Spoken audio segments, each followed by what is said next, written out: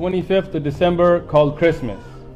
What is it really about? Can Muslims and Christians and others partake in it or not? So the first thing, before we get into opinions and things, let's look at some historic facts. Where did the 25th of December come from? Was this a day that biblically Jesus was born? That is not the case. That is not the case. If we go back, for example, National Geographic has a book, An Uncommon History of Common Things. And if you look at any of the research that we have seen, whether it's on the internet or in books about Christmas, they write that Christmas was not a part of the Christian faith. In fact, for 4 centuries after Isa alayhi salam's ascension, for 4 centuries after Jesus, there was no such concept in Christianity.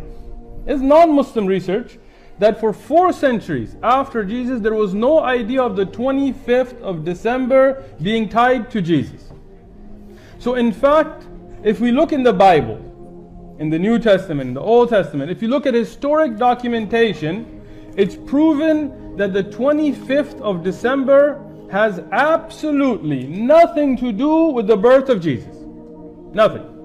Not a shred of evidence that shows that Jesus was born on the 25th of December.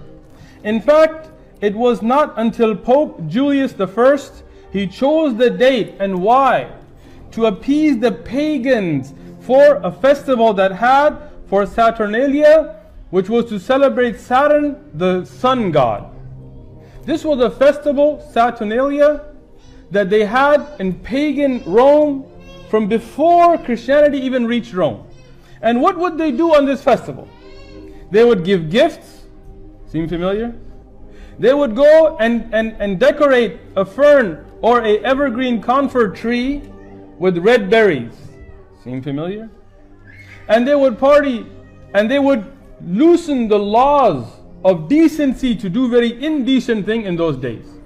And the pagans were not willing to give up this holiday. So Pope Julius I, 400 years after Jesus, he came up with the idea to take this pagan holiday and bring it into the Christian religion. And the early Christians, they fought this. They stood up against this. Oliver Cromwell in the British Parliament, in 1659, he had it banned.